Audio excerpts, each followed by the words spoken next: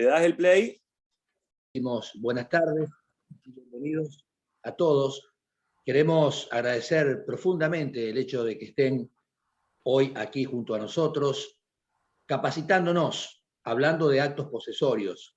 Pero para dar la bienvenida formal a esta tarde de jueves y a este encuentro virtual, damos los profesionales de la agrimensura de la segunda circunscripción del Colegio de Profesionales de Agrimensores. Le voy a pedir al presidente de la institución, al ingeniero agrimensor Felipe Rodríguez, que nos dé formalmente la bienvenida. Bueno, muchas gracias, Marcelo. Buenas tardes a todos y todas. Bienvenidos a esta primera jornada, este primer encuentro virtual que hoy nos convoca y que con mucho entusiasmo, me animo a decir que impulsamos desde nuestro Colegio de Profesionales de la Agrimensura en conjunto con el Instituto de Formación Continua. Como bien les decía Marcelo, les doy la bienvenida a todos, les agradezco profundamente por estar acá también acompañándonos y sobre todo con el firme propósito de seguir capacitándonos y acompañando en este proceso a los profesionales de la agrimensura.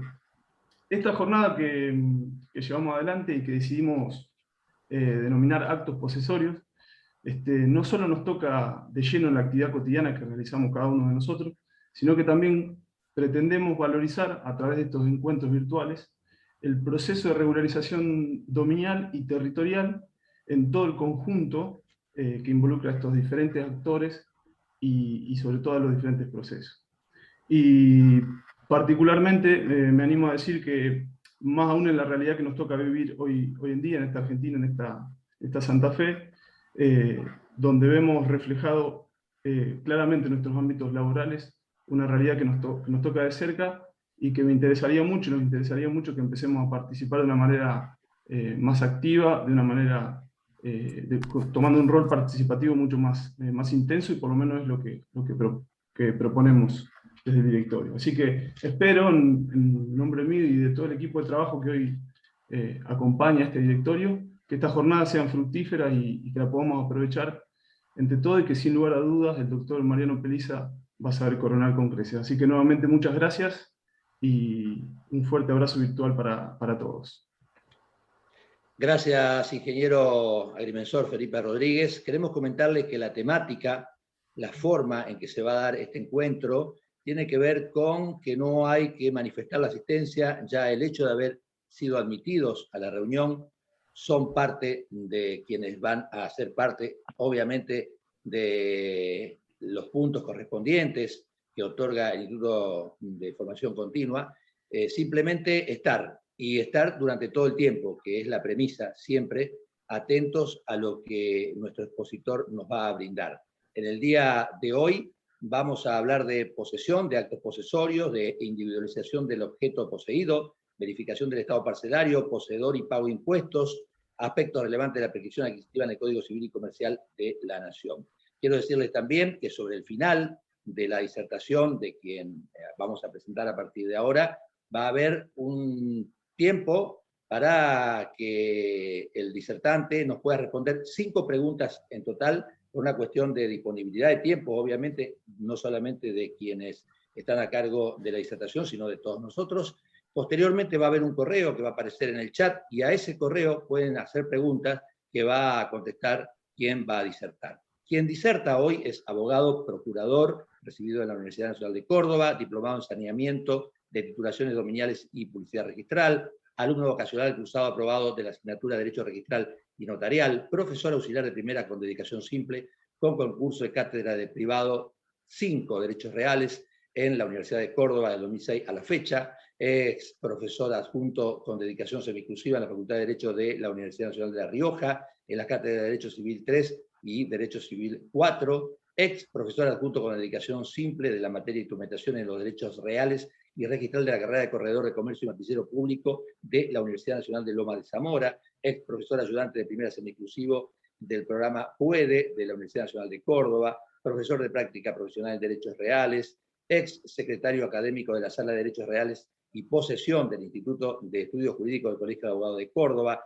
ex director de la Sala de Derechos Reales y Registral del Instituto de Estudios Jurídicos del Colegio de Abogados de Córdoba, director secretario académico, coordinador, moderador en seminarios, diplomaturas y jornadas de derechos relacionadas a los derechos real y registral, disertante de varias conferencias, coautor en publicaciones y ponencias, es coordinador de área jurídica del Ministerio de Justicia del Gobierno de la provincia de Córdoba, es jefe del área de dictámenes del Directorio de Unidad Ejecutora para el Saneamiento de Títulos del Ministerio de Justicia y Derechos Humanos de la provincia de Córdoba, ex integrante de la Comisión Reformadora del Código Procesal Civil y Comercial de la provincia de Córdoba también, ex director del Departamento de Concurso Docente de la Facultad de Derecho de Córdoba, consejero del Centenario en representación de profesores auxiliares de la Facultad de Derecho de la UNC de Córdoba del año 2018 a la fecha, socio honorario del Club de Derecho de la República Argentina, distinguido con distintas distinciones académicas por su dedicación y mejores esfuerzos como docente de la Facultad de Derecho de la Universidad Nacional de Córdoba,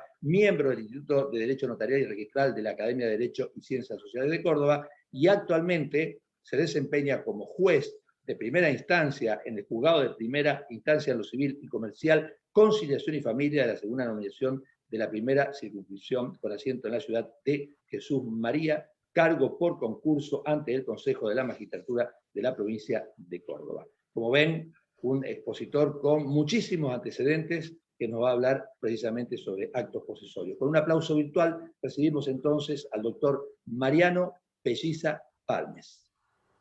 Bueno, Marcelo, muchas gracias por la presentación. Muchas gracias a toda la gente del Colegio de Agrimensores de Rosario. Gracias, Felipe, por la convocatoria. La verdad que para mí es un honor compartir con todos ustedes, conocerlos de manera virtual, pero bueno, ya nos estamos acostumbrando a esto de dar conferencias y de conocer a gente de manera virtual. Es raro porque a veces, ahora que está un poco más flexible, digamos que podemos salir y que podemos ver a gente que la hemos visto en la virtualidad. Me ha pasado con los alumnos de la Facultad de Derecho, que los conozco de manera virtual y después me los cruzo en la calle y me dicen, profe, y los miro y claro, parece que de manera virtual somos otras personas, pero no. Nuevamente agradezco, creo que el tema por el cual me han convocado es un tema que acá en la provincia de Córdoba siempre charlamos. De hecho, el otro día, bueno, hoy está el hijo acá presente, el otro día estaba hablando con el presidente del Colegio de Agrimensores de acá de la provincia de Córdoba, en donde justamente hablábamos de la importancia de todos estos temas que vamos a tratar acá.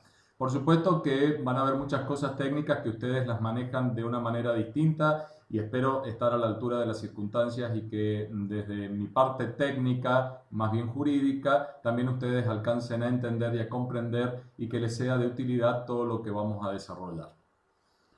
Dicho esto, vamos a comenzar sin más a hablar. Hoy vamos a hablar de actos posesorios y de muchos temas más, todos vinculados, por supuesto, porque son muy necesarios en el trabajo diario de ustedes, indudablemente, pero ni les cuento en el trabajo nuestro.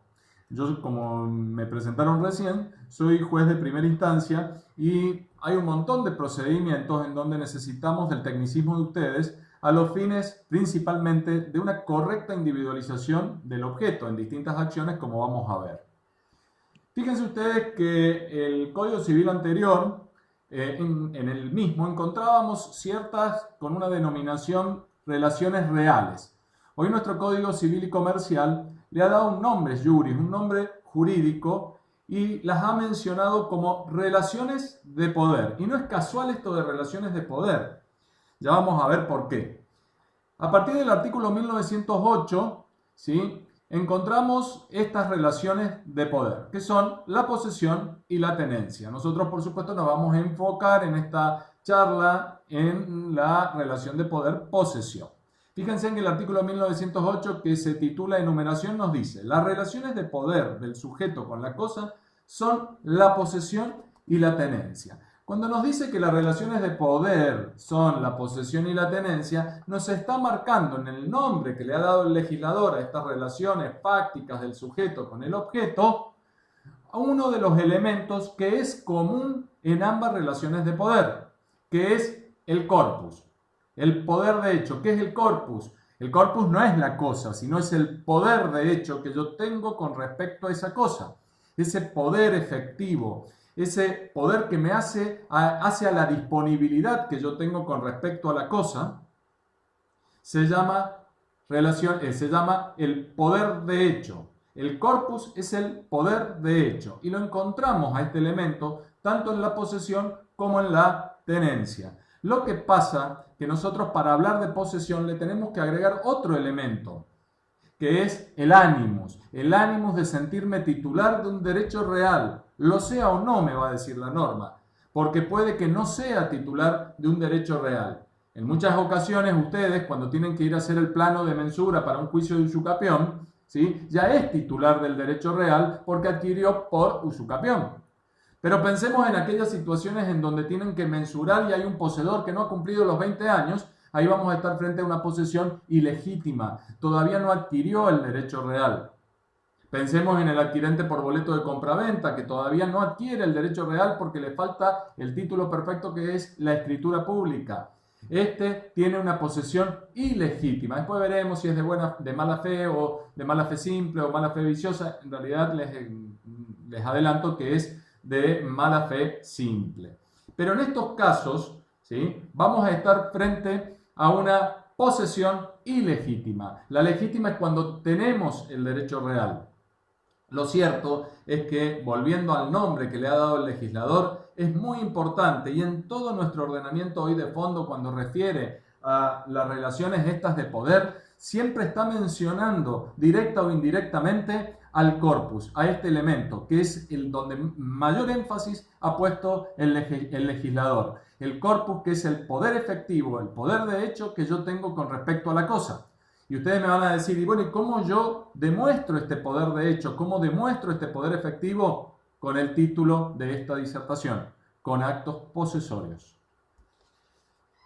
Bien,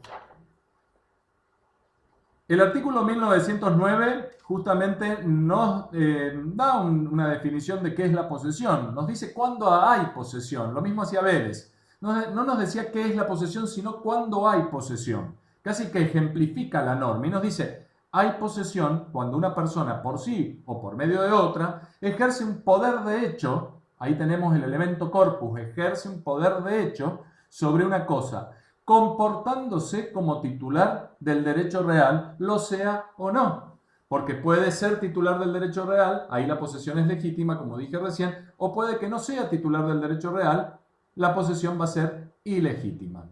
Lo cierto es que ahí tenemos los dos elementos que estructuran a la posesión. Cuando tenemos corpus más animus, el resultado es igual posesión. Y si lo tenemos que decir sintéticamente porque, no sé, de golpe me dicen que tengo que ya terminar la disertación, yo les voy a decir, la posesión tiene dos elementos que la estructuran, que son el corpus y el animus. El corpus es el poder efectivo que yo tengo con respecto a la cosa. Y el animus es comportarme como titular de un derecho real. Me comporto como si tuviese el derecho real, independientemente de que lo tenga o no. Me siento titular del derecho real. Actúo como titular del derecho real, independientemente, repito, de que si soy o no titular del derecho real. ¿Y cómo exteriorizo esta posesión? A través de actos posesorios. Estos actos posesorios que los vamos a explicar dentro de un ratito. Pero hasta acá creo que ustedes tendrían un resumen de esta charla. Después, luego, tenemos que individualizar el objeto, de individualizar la cosa poseída. Porque fíjense ustedes que la definición cómo nos dice el código que hay posesión, nos dice hay posesión cuando una persona por sí o por medio de otra ejerce un poder de hecho sobre una cosa. El objeto es una cosa. Y vamos a decir nosotros cosa mueble o inmueble. Mueble puede ser registrable o no registrable. Y los inmuebles que siempre por supuesto que son registrables. Donde vamos a enfocar toda esta charla en las cosas inmuebles. Bien. Nuestro ordenamiento, fíjense ustedes, que nos da ciertas presunciones que para ustedes yo creo que son importantes. Yo siempre pienso en el oficial de justicia. Y el otro día pensaba, charlando con un agrimensor, en el agrimensor cuando va y tiene que hacer su trabajo en un inmueble rural, pensemos, en donde muchas veces dice, che, ¿será verdaderamente quien me está contratando el titular de esta supuesta posesión? Y bueno, vienen a jugar ciertas presunciones que ustedes las tienen que conocer. Tenemos un artículo, una norma en el Código Civil, que yo siempre digo, esta norma, más allá de algunos errores que tiene con respecto a los servidores de la posesión, que no importa, no vienen al caso acá, es una norma que la primera parte es fundamental, porque nos dice que todo aquel que tiene una relación de poder se presume que es poseedor. Es decir, jugamos con las presunciones. Miren, como para que ustedes lo entiendan, yo como juez, en ocasiones me pide que embargue bienes muebles. Y de golpe, acá lo estoy viendo a Felipe Rodríguez y dice, che, a embargarle los bienes muebles a Felipe. ¿Y yo qué? Tengo que ir a la casa y pedirle a Felipe, che, Felipe, ¿me podés dar de todas tus cosas muebles? ¿Sí? Los 3 televisores que tenés, la heladera, bueno, hay cosas que no son embargables, pero pensemos en general. La heladera, la cama, etcétera, etcétera. Que me pruebes con los recibos, con los comprobantes de que sos el titular, para ver si te embargo o no. No, yo juez no voy a ir a la casa porque presumo que todo lo que está dentro del ámbito de custodia de Felipe, él es titular de todas esas cosas. Esta presunción, ¿cómo la llamamos? Juris tantum. ¿Qué quiere decir? Que admite prueba en contrario. ¿Qué quiere decir esto? Todo aquel que considere, ¿sí?, que en realidad no son cosas de Felipe, tendrá que probarlo y decirme, mire, justo yo había dejado el celular en la casa de Felipe, un ejemplo grosero. Dejé el celular en la casa de Felipe, pero ese celular es mío. Mira, acá traigo el comprobante que le demuestro que usted no puede embargar ese celular como de Felipe, siendo de Felipe, porque es mío. En materia de inmuebles también tenemos esta presunción, porque nos apoyamos en esta norma que es el 1911 que dice, se presume, a menos que exista prueba en contrario, que es poseedor quien ejerce un poder de hecho sobre una cosa. Ya dijimos que el poder de hecho es el corpus, es decir, yo presumo que quien ejerce actos posesorios, actos materiales en una cosa inmueble, es poseedor. Entonces cuando yo llego al campo, de golpe todo lo que veo que están los peones, ¿cómo le va don Jiménez? Jiménez es el que me contrató a mi agrimensor. Bien, ¿cómo está? Veo que tiene animales, veo que tiene algo construido. Y bueno, empiezo a presumir con todo el contexto, salvo que sea toda una fachada, ¿sí?, que efectivamente don Jiménez que me contrató es el poseedor y yo hago el trabajo tranquilo, porque ¿qué tengo a mi favor? Estas presunciones que surgen del Código Civil y Comercial. Fíjense en que es muy importante la posesión. Yo diría que la posesión tiene una importancia fundamental y entenderla es fundamental. Porque entender todas estas cuestiones nos anima como profesionales y nos deja a nosotros los profesionales tranquilos a la hora de trabajar. Y ya vamos a ver que a partir del paso, a medida que ha ido pasando el tiempo, tenemos más seguridades porque han ido surgiendo, que las vamos a tratar en esta disertación, normas y leyes que vienen a darnos seguridad y tranquilidad, la seguridad jurídica que tanto escuchan ustedes. Esto la tenemos que tener todos y siempre tenemos que propiciar el saneamiento de los títulos, porque el saneamiento de títulos hace al orden público, ¿sí? A todos nos tiene que preocupar y ocupar el saneamiento de títulos. Por eso ustedes, como agrimensores, son fundamentales en esta tarea del saneamiento de los títulos. Fíjense ustedes que la posesión es importante porque principalmente la mayoría de los derechos reales se ejercen a través de la posesión. Digo la mayoría porque hay derechos reales que no, la hipoteca, alguna situación con las servidumbres, pero el resto de los derechos reales se ejercen a través de la posesión. Si a ustedes ven un título, ven un instrumento público como una escritura donde dice es un conjunto inmobiliario, listo, se ejerce a través de la posesión, es el titular, es más, presumo que es el titular del derecho real. Y es más, tiene la escritura y está en posesión, es el titular del derecho real. Veo un dominio, ni hablar. Veo un condominio, ni hablar. Son todos derechos reales que se ejercen a través de la posesión. El usufructo, el uso, la habitación, salvo la hipoteca, alguna situación con las servidumbres que no vamos a ver, pero la mayoría entonces de los derechos reales, de acuerdo a lo que establece el artículo 1891 del Código Civil y Comercial, se ejercen a través de la posesión. Fíjense qué importante que es la posesión. Que siendo poseedor ilegítimo, es decir, no tengo el derecho real, con el paso del tiempo puedo adquirir el derecho real. Es decir, si yo poseo durante 20 años, adquiero el derecho real por usucapión, por prescripción adquisitiva, un modo de adquirir de manera unilateral un derecho real. Posesión más tiempo me dan como resultado adquisición, pasado el tiempo que establece la ley, adquisición del derecho real por prescripción. Y es tan importante la posesión que por sí sola, independientemente de que tenga o no el derecho real a mi favor, de que sea titular o no del derecho real, de cualquiera esto sea, que se ejerce a través de la posesión, tengo frente a cualquier ataque acciones para defenderme.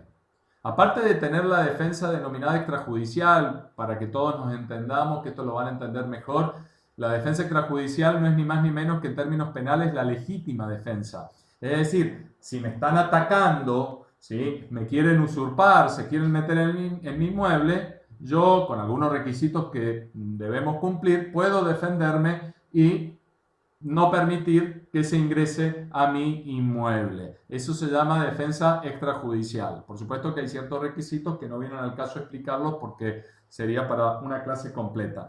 Pero también tengo acciones para defenderme. Estas acciones se denominan acciones posesorias. También la tenencia tiene estas mismas acciones porque son las acciones que vienen a proteger los ataques que se pueden dar en aquellos que tienen ciertas relaciones de poder, como es la posesión y la tenencia, las denominadas acciones posesorias.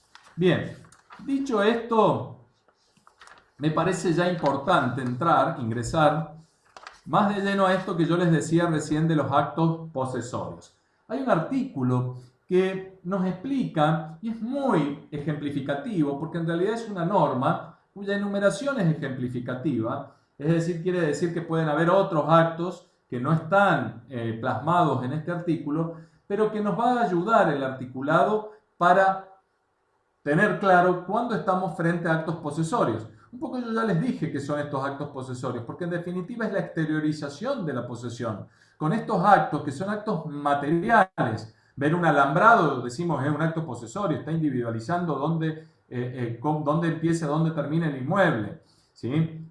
Tener animales, tener una construcción, son actos posesorios. El pago de impuestos, no, el pago de impuestos no es un acto posesorio, pero es un acto que denota el ánimo de dueño, porque tan dueño me siento que voy y pago los impuestos. Este artículo lo tenemos es el 1928 y dice: actos posesorios.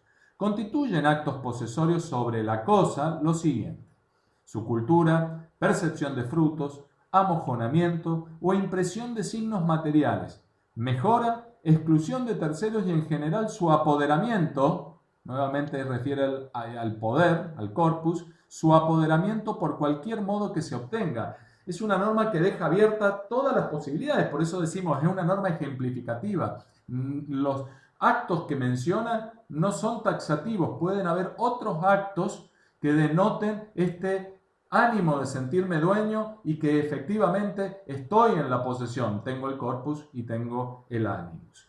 Ventura, que es mi titular de cátedra, en la cátedra de Derechos Reales, que muchos de ustedes capaz que lo conocen o lo han sentido nombrar, el doctor Gabriel Ventura, nos da una definición que dice: es el hecho voluntario que produce una modificación física sobre la cosa, supuestamente poseída. Yo diría presumible o que presumo que se posee, por esta presunción que les decía recién, y que permite llegar al conocimiento de haber estado en contacto con ella con ánimo de dueño. Ahí estamos en presencia de actos posesorios. Pero vamos a avanzar y vamos a ingresar a esta enumeración que nos da el artículo 1928.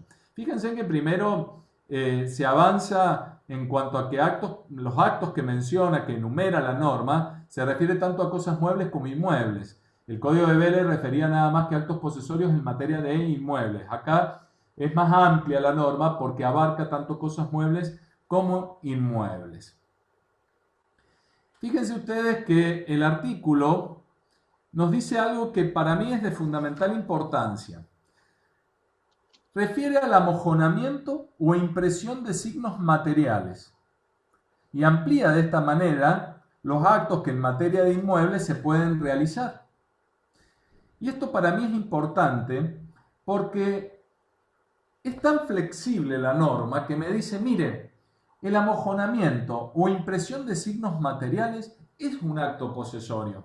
Yo alguna vez he discutido esto de si el agrimensor, cuando tiene que ir a inmensurar un inmueble rural, este tiene que estar cerrado o no.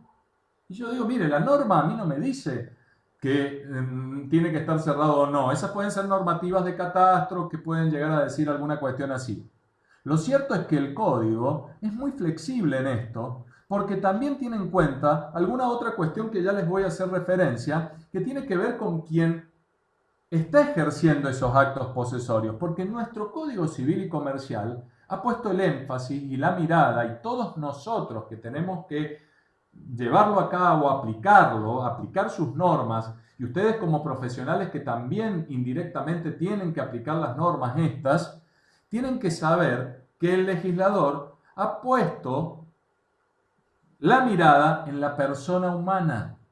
Entonces no podemos dejar de ver esto al analizar cada una de las normas.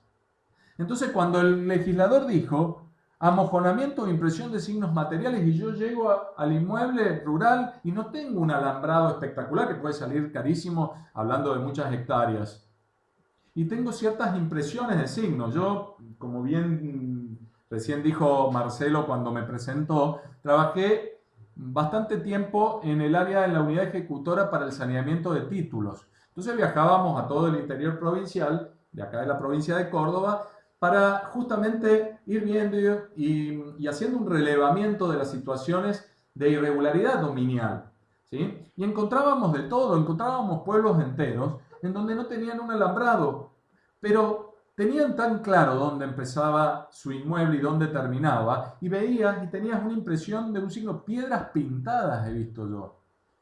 Y tenía la piedra con una cruz, acá empieza mi inmueble, sigue por acá, a veces era un cuadrado, otras veces un rectángulo, pero lo cierto es que tenían claro a dónde comenzaba y a dónde terminaba el inmueble. ¿Y quién le va a explicar a este fulano de campo que no está teniendo un acto posesorio porque tiene una impresión de un signo material, en este caso una piedra pintada?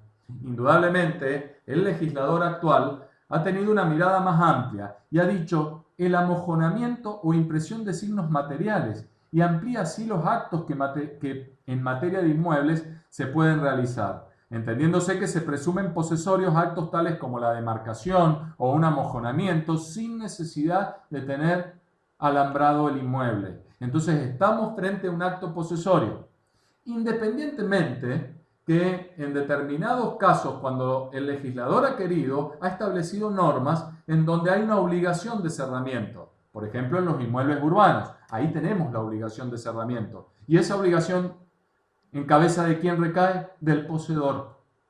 Ya vamos a ver el artículo 1939. Siguiendo entonces con el análisis de esta enumeración que nos da el 1928 y con su flexibilidad, observamos que el Código Civil y Comercial también refiere a mejoras.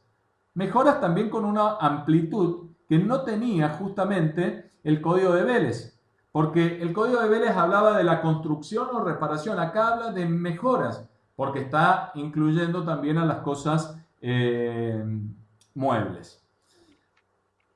¿Hay algún hecho como excluir a terceros? Yo les decía recién, y bueno, mire, el fulano que usted va y le cuenta, mire, recién tuvimos que hacer una denuncia porque vino el del inmueble contiguo, me quiso desapoderar, tuvimos que hacer la denuncia. Bueno, sepa que esa defensa, ¿sí?, que es la denominada defensa extrajudicial o legítima defensa que les expliqué recién, es un acto material, es un acto posesorio, porque defiendo justamente lo que es mío. Tan me siento dueño de la cosa que salgo al choque, obviamente con los límites que me da la ley, y no me puedo exceder en mi legítima defensa o de mi denominada defensa extrajudicial. Miren, yo quiero poner hacer hincapié en esto que les decía recién, que nosotros no podemos olvidarnos de la persona humana. Cada vez que analizamos un acto posesorio, tenemos que ver en el contexto que lo vemos. Es decir, cuando nosotros estamos, ustedes que están siempre posicionados en el lugar, tienen que ver también el contexto del cliente, el contexto del lugar. Nosotros acá en Córdoba, yo siempre digo, y miren, no es lo mismo ir a mensurar un campo del sur donde son inmuebles totalmente productivos, que un inmueble rural en el norte de la provincia, que son inmuebles totalmente improductivos. La sequedad nos lleva, nosotros estamos pegados, estamos por un lado en límite de La Rioja y estamos pegados con Santa Fe, con ustedes, es decir, no es lo mismo estar en un lugar que estar en otro. Entonces tenemos que ver la situación. Yo cuando recorría la provincia iba viendo, y cuando nos encontrábamos en el norte, sobre todo en el noroeste cordobés, nos encontrábamos con situaciones lamentables de pobreza, pero no obstante, realmente habían actos materiales concretos y determinados que denotaban posesión.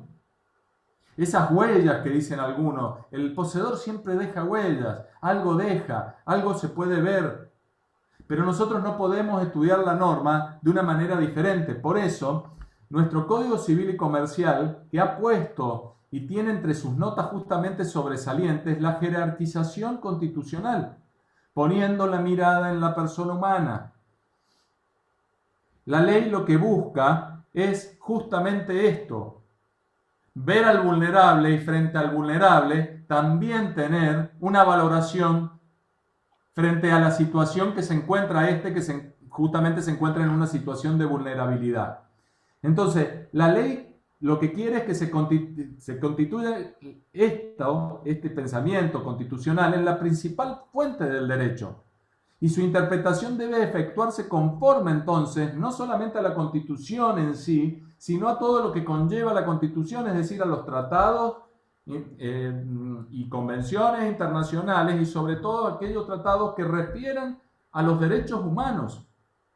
Y así lo dice el artículo 1 y 2 de nuestro Código Civil y Comercial.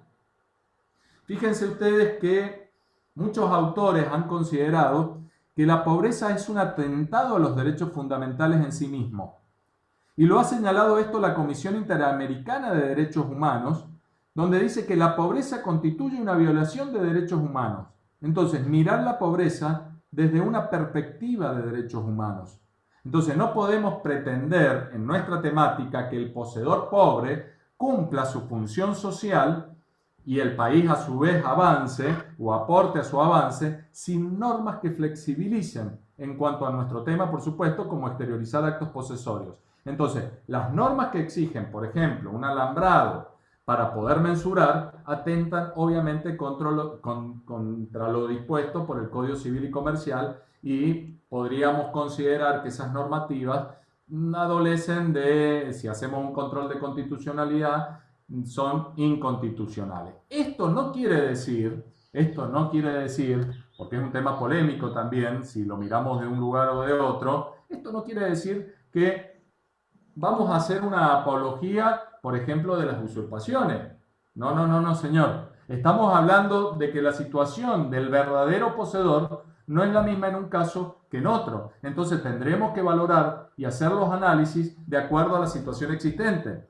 Indudablemente, para cumplir la función social, el destino de la cosa no va a ser el mismo destino el que le va a dar alguien que tenga un inmueble productivo de aquel destino que le va a dar alguien que tenga un inmueble que no es productivo. Indudablemente que no. Pero como sea, hay que darle el destino a la cosa. A eso se refiere la función social de la propiedad. Le doy el destino que tiene la cosa. Pero seguimos con esta idea que nos enseñó el jurisconsulto Romano Ulpiano, que nos decía, cuando estableció los presupuestos o los 3 preceptos jurídicos fundamentales, que son las reglas de conducta básica para comportarse dentro del derecho.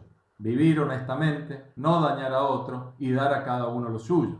Entonces, si vivimos honestamente, tenemos que saber, y no dañar a otro, tenemos que saber de que no podemos dañar a otro, ¿sí?, usurpándole el inmueble. Y cada uno tiene que tener lo que le corresponde. Y frente a cualquier ataque, si bien tiene la defensa extrajudicial, tenemos que saber que tenemos que ir por las vías legales, porque si no esto sería un caos.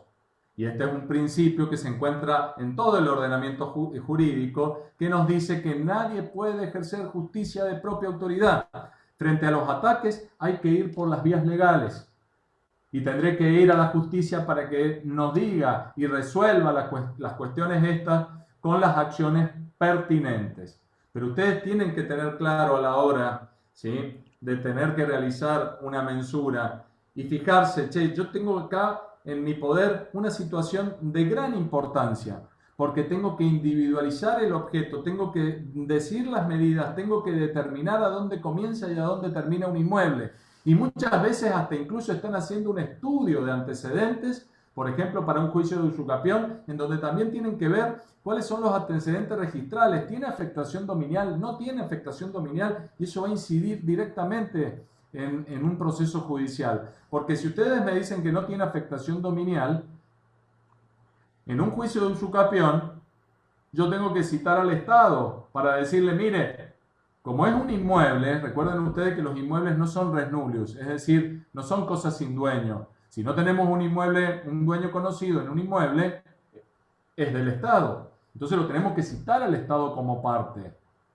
Y si me dicen que tal persona o el dominio afectado es tal, tendré que ir a buscar la titularidad registral. Y ahí me dará el nombre de la persona. Y ahí viene todo un procedimiento para citarlo, para que venga garantizando la bilateralidad, el debido proceso, ¿sí?, la defensa en juicio, para que me diga algo en este procedimiento.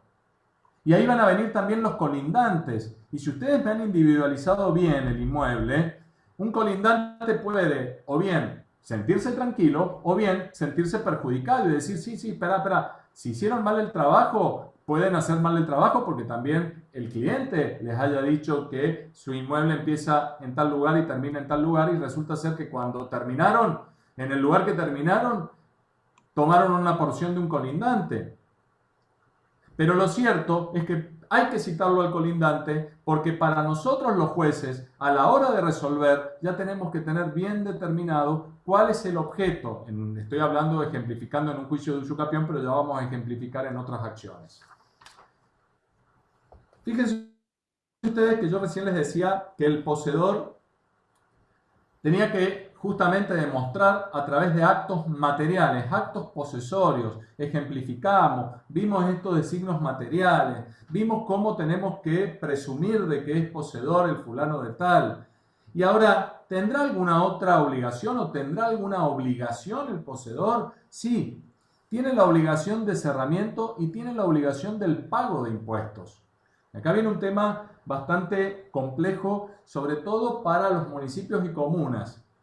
No sé si les pasará a ustedes allá, pero nosotros acá en Córdoba todavía no podemos hacerle entender a los municipios que el poseedor está obligado al pago de impuestos. Y lo dice la ley civil, lo dice la ley de fondo. No es que lo estamos inventando o que queremos hacerlo zafar al titular titular dominial. Porque recuerden que les he hablado de una posesión legítima o ilegítima. Legítima es cuando es titular del derecho real, ilegítima no es titular del derecho real, pero es poseedor. Y la ley, en el artículo 1939, nos dice, en el segundo párrafo, a menos que exista disposición legal en contrario, el poseedor debe satisfacer el pago total de los impuestos, tasas y contribuciones que graven la cosa y cumplir la obligación de cerramiento. Me van a decir, pero recién dijo que no hacía falta cerrar, que eran igual actos posesorios. Diría yo, para completar la norma, cumplir con la obligación de cerramiento en los casos dispuestos por la ley. Porque hay en determinados casos en donde expresamente el legislador ha establecido que hay que cerrar los inmuebles, que es lo que sucede con los inmuebles urbanos.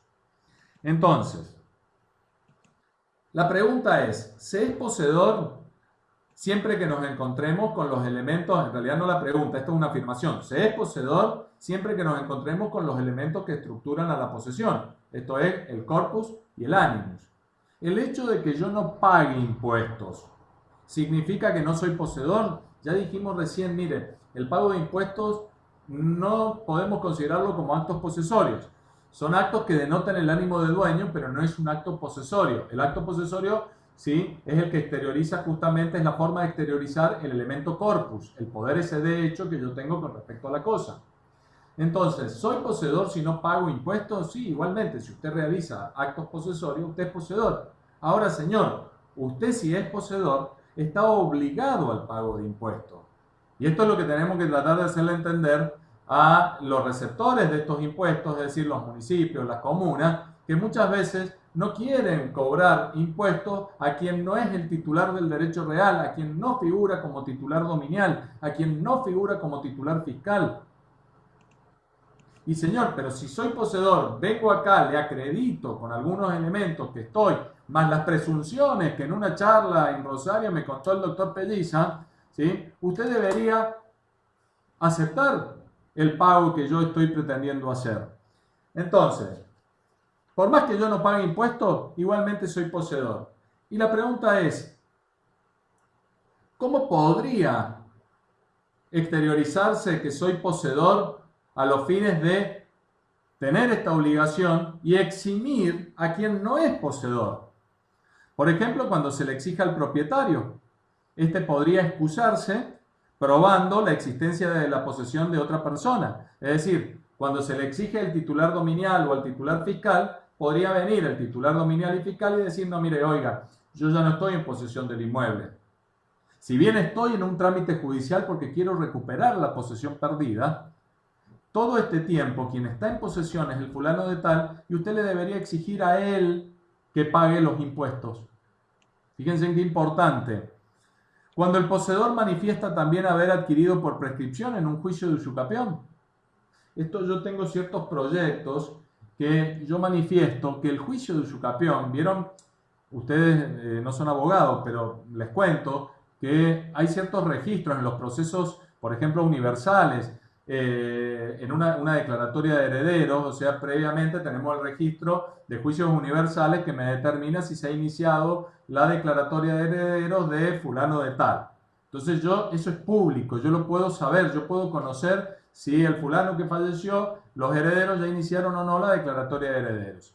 Yo considero que los juicios de usucapión también tendrían que tener esto, y no tanto que nos ponemos con el cartel indicativo. Bueno, habría que ver el procedimiento de ustedes. Nosotros tenemos que poner un cartel indicativo que nos dice determinadas cosas y que tiene una funcionalidad de hacer conocer a todos, pero yo considero que debería haber un registro de usucapiones, en donde el fulano de tal ha iniciado el juicio de usucapión, se está manifestando entonces como poseedor y por lo tanto, si es el poseedor, es el que está obligado al pago de impuestos. Y si no, la otra que se puede hacer es inmediatamente iniciado el juicio de usucapión, poner en conocimiento a los municipios y a renta de la provincia a los fines, o a catastro de la provincia, que es el que genera los números de cuenta, a los fines de luego el ente correspondiente le exija a al poseedor, el pago de los impuestos. En el caso de manifestarse públicamente, también ya anotado en un registro. Nosotros tenemos un registro, que vamos a hablar en algún momento de las dos disertaciones que tenemos, de las dos clases que tenemos, el registro personal de poseedores. Nosotros tenemos un registro, que aquellos poseedores, aquellas personas que no han hecho el juicio de usucapión, o que son poseedores ilegítimos, porque el que tiene la posesión de 20 años ya es un poseedor legítimo, pero todavía no la ha hecho oponible con un juicio previamente y luego la inscripción de la sentencia pertinente en el registro de la propiedad. Tenemos para ello un registro que se denomina registro personal de poseedores. Entonces estos poseedores que han iniciado el trámite, que ahí también trabajamos con los agrimensores, porque los agrimensores lo que hacen es con un croquis determinar dónde está el inmueble. No llegamos al plano de mensura, en algunas épocas han habido distintos criterios porque la ley no lo determina, entonces han habido distintos criterios. Yo siempre consideré que con un croquis era suficiente, porque es simplemente para determinar cuál es el objeto poseído, cuál es exactamente el inmueble poseído, y luego va a un registro que es sin perjuicio de terceros, por lo tanto luego podríamos determinarlo. Distinto es lo que sucede en una acción judicial o en un trámite judicial en donde ya tiene que tener una individualización más clara, por ejemplo en el juicio de usucapión, porque luego lo que vamos a ingresar al registro es lo que ustedes nos identificaron en el plano de mensura. Pero entonces, si sucede como en la provincia de Córdoba, que tenemos un registro personal de poseedores donde se anota a la persona del poseedor en relación a un inmueble que posee, bueno, si está registrado como tal el poseedor, el Estado debería exigirle el pago de impuestos directamente al poseedor. Fíjense ustedes que también la norma nos decía del cerramiento. Yo les dije, bueno, pero es en los casos determinados. es oportuno mencionar dos artículos que son el 2007 y el 2008 del Código Civil y Comercial, que se refieren al cerramiento forzoso urbano. En esos casos, quien está obligado también al cerramiento es el poseedor. Bien, sigo insistiendo que en los demás casos, quien tiene en definitiva que, digamos, en el caso de la obligación de cerramiento es el poseedor, pero en aquellos casos en donde no está la obligación de cerramiento, que yo interpreto en los inmuebles rurales, no podemos exigir. Acá en Córdoba sucedía eso, yo tuve muchas discusiones con Catastro de la provincia, porque yo les decía, ustedes no pueden, ¿sí?, poner en su normativa una exigencia que no surge de la ley de fondo. Y esta normativa que ustedes ponen deviene totalmente inconstitucional y más con esta mirada. Es decir, en aquellos casos donde la ley no obliga, ustedes no pueden obligar al cerramiento. Ah, si no tenés cerrado el inmueble rural, yo no te mensuro.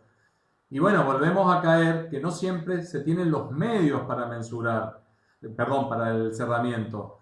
No se tienen los medios, a veces es tan dificultoso pagarle al agrimensor y pagan en cuota. Imagínense con todas las dificultades y cuando sacan las cuentas de cuánto le implica un cerramiento, un alambrado, ¿sí?, capaz que le sale más caro que lo que le tiene que pagar al agrimensor. Entonces, creo que nosotros tenemos que analizar estas cuestiones de acuerdo a lo que yo les dije recién cuando analizamos el artículo 1928 y con esa flexibilidad que en definitiva me está dando el legislador. Salvo en aquellos casos, sería un caos si no hacemos un cerramiento en los inmuebles urbanos. La individualización de la cosa poseída.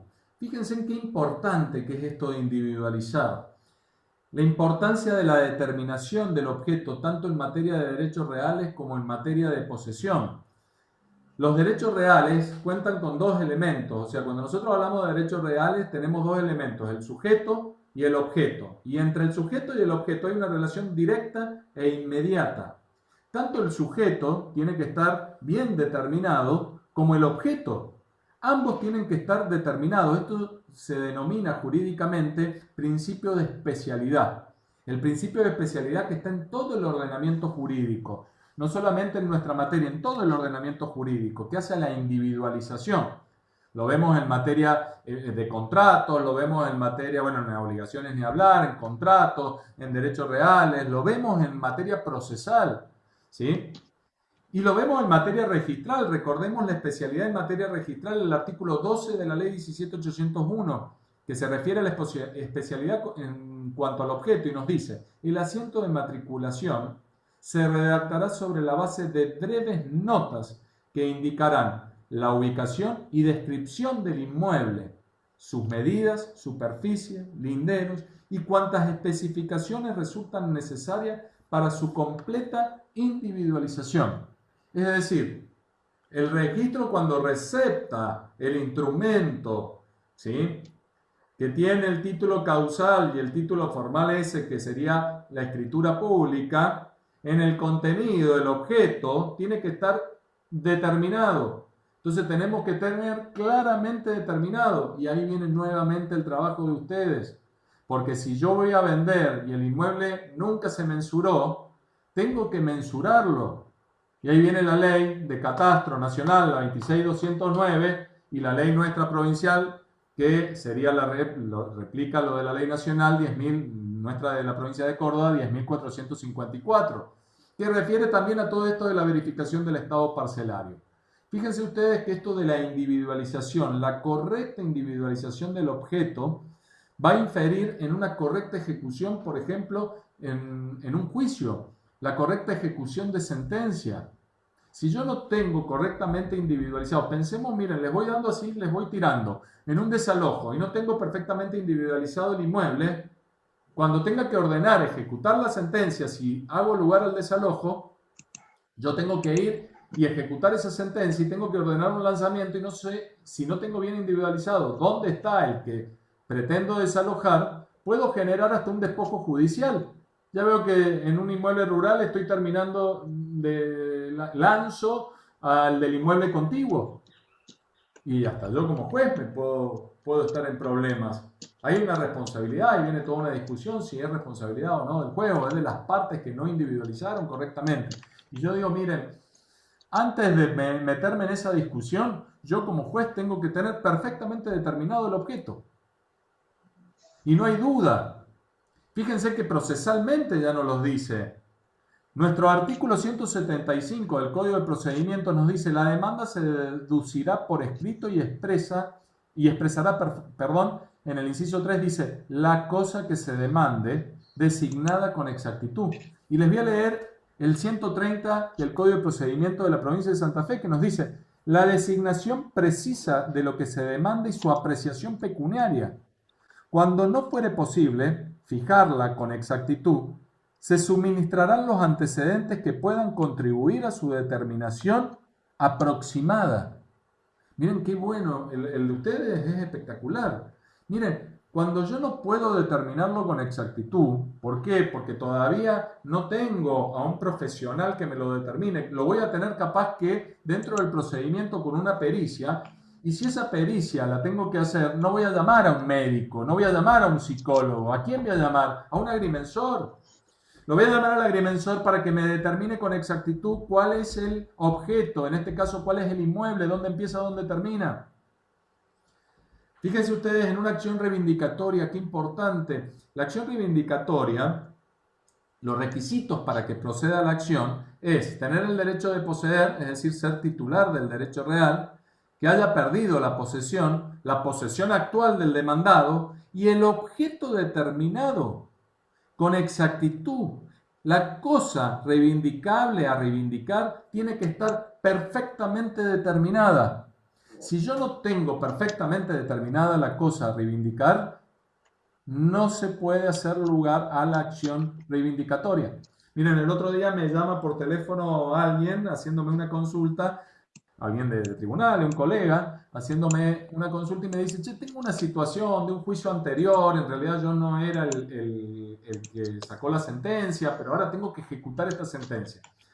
Y me dice que son 14 hectáreas las que inició una acción reivindicatoria de 14 hectáreas.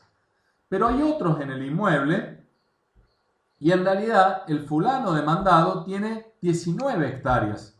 Y yo no tengo claro a dónde están. Entonces le digo, pero cuando analizó el juez de la causa, fíjate la sentencia, cuando analizó el juez de la causa los requisitos de procedencia, no hizo ninguna referencia a que en esa superficie mayor, ¿sí?, de 100 y algo hectáreas, esas 14 hectáreas eran en tal parte del inmueble, estaban establecidas materialmente en tal o cual parte del inmueble.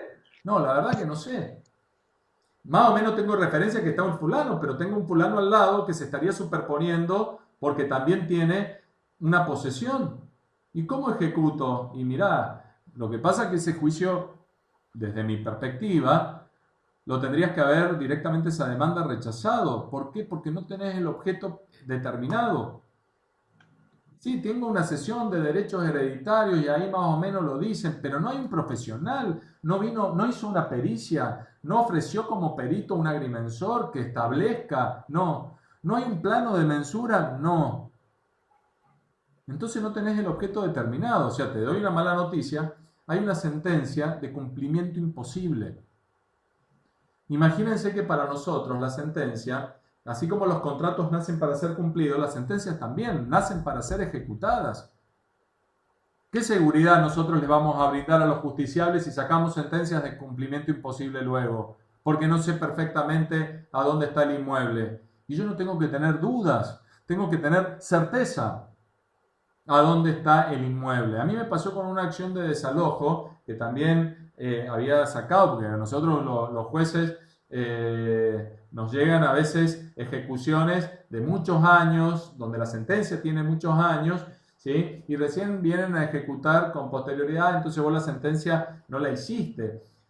Y me pasó que en todo el procedimiento de un desalojo por supuestamente la tenencia precaria, es decir, el intruso que se metió en el inmueble, perdón, el intruso, era contra un intruso, no contra la tenencia precaria, sino un intruso que se había metido en el inmueble, en todo tiempo ese demandado intruso había dicho: pero no, mi inmueble no es este que está diciendo el fulano.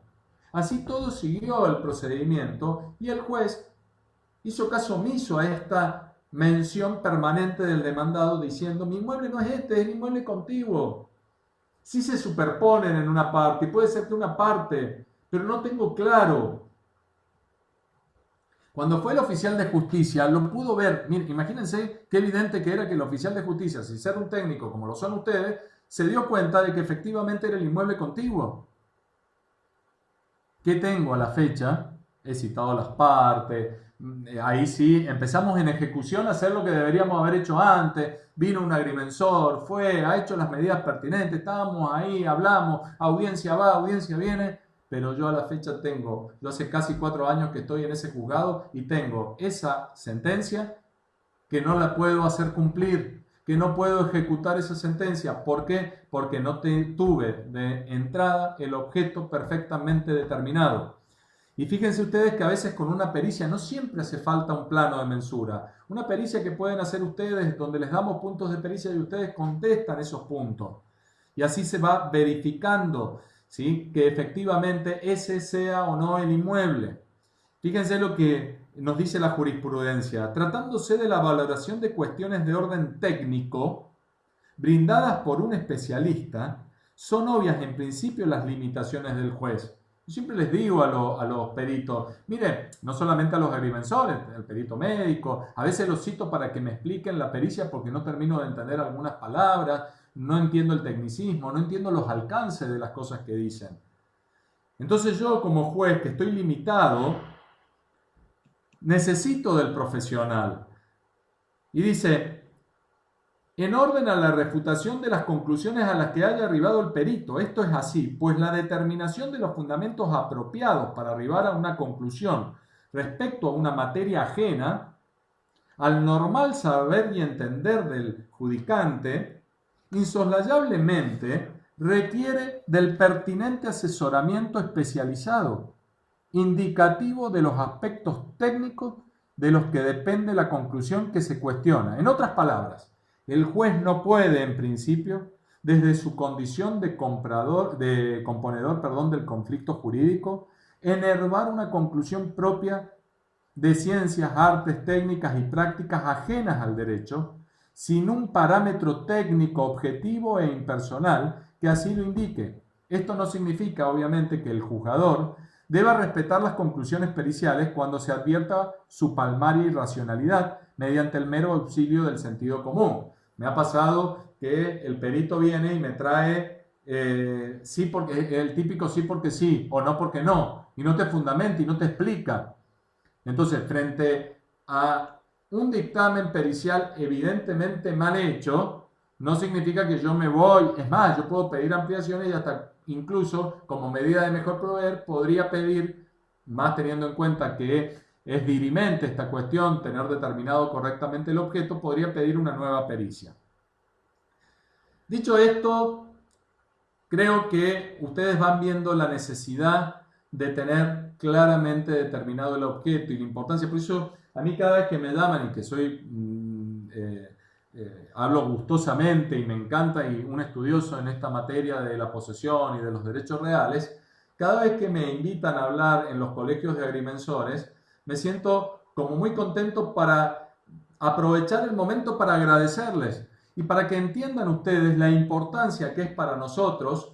Yo fui en una época abogado litigante y me era muy importante para resolver mis causas, y hoy como juez no les puedo explicar lo importante que me resulta a mí tener claramente determinado el objeto. Y a veces veo que las partes no terminan de entender la importancia de determinar correctamente el objeto. Me ha pasado, por ejemplo, en las divisiones de condominio. En las divisiones de condominio, ustedes sabrán que cuando ingresa, que se puede pedir por una norma del Código Civil en cualquier momento, cualquiera de las partes, cualquiera de los condóminos, podría pedir la división de condominio. La regla que nos da la ley en el artículo 2374 del Código Civil y Comercial es que tiene que ser en especie. Si yo tengo un inmueble rural de muchas hectáreas, tengo que dividirlo en especie, en tantos condóminos como tenga. Tengo 2 condóminos, los divido en 2. Esa es la regla.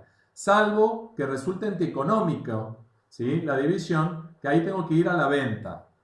Pero si se puede dividir en especie, necesitamos del profesional a fin de que determine ello. Es decir, si es divisible, y en su caso, por decirlo de alguna manera, también en cuántas fracciones es divisible, porque capaz que tengo no 2, tengo 5 condóminos. Y de ello va a depender también cómo se ejecuta esa sentencia luego, porque el juez puede decir una cosa, pero da pautas y luego en ejecución de sentencia tendrá que venir un profesional en la materia, que son ustedes, para decirnos, bueno, mira, sí, se puede dividir en especie y se puede dividir de esta manera. Ustedes todo esto lo tienen en el procedimiento, en los artículos 537, 38 y 39 del Código de Procedimiento. Pero pensemos que el juez requiere de una determinación de posibilidades. Le pedimos al agrimensor, mire, no solamente quiero saber si se puede dividir, sino dígame usted, agrimensor, cuáles son las posibilidades que tengo de dividir la cosa común. Y recordemos que en principio hemos dicho que cualquiera de los condóminos podría pedir en cualquier momento la división. Como me tengo que basar en esta regla, tengo que saber. Y a veces el inmueble tiene alguna circunstancia que me lleva a decir, el agrimensor me va a decir, sí, se puede dividir en especie, pero encuentro que el inmueble al dividirse, lo podemos dividir así, así, así, todas las opciones, y en algunos puntos puede quedar que a alguno le quede parte del inmueble improductivo, porque pasa mucho que tenés inmuebles que, de acuerdo a las dimensiones, de acuerdo a las localidades, donde está ubicado el inmueble, hay partes que son productivas y hay partes que no son productivas. Y ahí podría jugar y de ser de mucha utilidad para nosotros los jueces. ¿Para qué? Para aplicar una norma que es la del 2001 del Código Civil y Comercial que nos dice, cuando la partición es nociva para cualquiera de los condóminos por circunstancias graves o perjudicial a los intereses de todos, yo podría por un tiempo parar esa división. Entonces, pero para esto yo tengo que tener elementos que alguien, que un profesional, que son ustedes, me digan, mire, el inmueble se puede dividir de esta manera, se puede dividir en especie, pero puede quedar en esta situación alguno de los condóminos. ¿Por qué? Porque hay partes que son improductivas, que no son beneficiosas. Estamos hablando de inmuebles rurales donde muchos viven del campo. Fíjense ustedes que todas estas situaciones no nos dejan de marcar la importancia que tiene, o nos marcan la importancia que tiene, la correcta individualización del objeto. Les he nombrado un montón de juicios, podríamos seguir hablando, podría hablar de la acción de deslinde, ya les dije en el desalojo, la acción reivindicatoria, en las acciones posesorias, ¿por qué no? En todos estos casos, y ni hablar del juicio de Usucapión, necesito la correcta individualización del objeto poseído. Fíjense ustedes que el Código Civil de Vélez y el Código Civil y Comercial de la Nación, nuestra Constitución Nacional, de todas estas normas, se desprende la defensa a ultranza de la propiedad. En un sentido amplio, artículo 17 de la Constitución Nacional, o si lo llevamos a un sentido específico en nuestra materia, vamos a hablar de dominio. Y la posesión estaría dentro de este concepto. Estaría también incluida dentro de este concepto propiedad. Propiedad en un sentido amplio estaría, digamos, o dentro de este término propiedad en un sentido amplio, incluiría también a la posesión. Y así podemos decir que el carácter absoluto que tiene el derecho real de dominio, es decir, con su facultad de usar, gozar y disponer de la cosa, de alguna manera se traslada también al poseedor, independientemente de que el poseedor sea titular, como les dije recién, de un derecho real o no. Ahora bien, sin perjuicio de todo lo que les estoy diciendo, tenemos algunas normas que nos puede dar algún indicador y que también ustedes tienen que tener claro y que yo voy a dar mi posición en esto, pero no es una posición que quiere decir que sea absoluta, puede ser discutible, que tiene que ver con las unidades económicas. Recuerden ustedes que cuando el Código de Vélez, en el artículo 23-26, se refería a la unidad económica y hoy lo hace el artículo 228 y nos dice el artículo 228 que en materia de inmuebles la reglamentación del fraccionamiento parcelario corresponde a las autoridades locales. Entonces son las autoridades locales las que van a determinar las unidades económicas, ¿sí?, que pueden ir incluidas, las unidades agrarias, que tienen alguna incidencia también en todo esto que nosotros estamos hablando.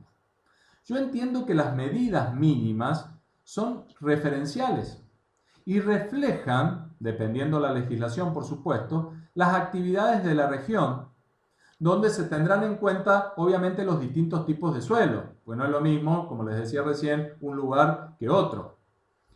Y también la capacidad de uso, ¿no? Pero no tenemos que confundir ello a la hora de determinar lo que se encuentra poseído, por ejemplo, si tenemos que hacer un juicio de usucapión. ¿Qué quiero decir con esto? Hay posiciones, y lamentablemente debo decir que estoy en contra de lo que dice mi titular de cátedra en esto, que establecen y entienden que no se puede adquirir menos de lo que determina la norma de parcelamiento mínimo. Es decir, que si a ustedes, como agrimensores, les llega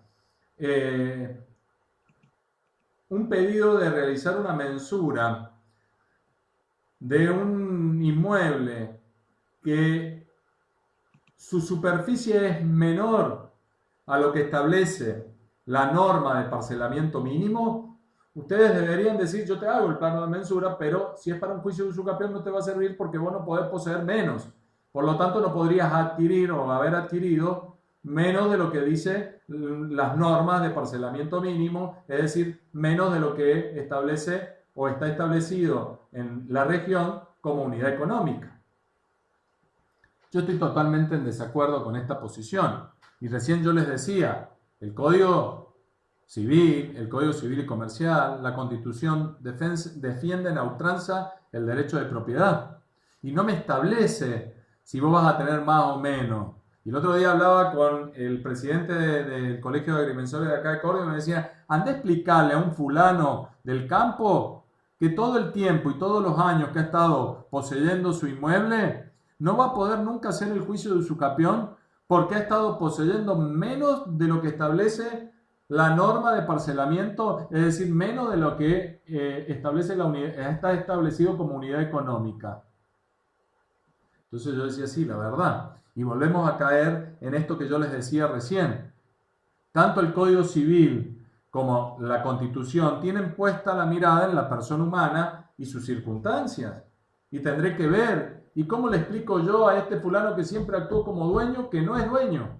Que en definitiva no puede adquirir porque es por debajo de la unidad económica, o que sí, quédese como poseedor, pero nunca va a poder sanear su título con un juicio de usucapión, por ejemplo. Sí, ya lo saneó, pero nunca lo va a poder hacer oponible con el juicio de usucapión y con la sentencia inscripta luego en el registro de la propiedad.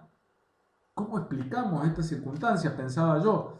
Y realmente, fíjense ustedes que nosotros tenemos normas que nos van especificando algunas cuestiones.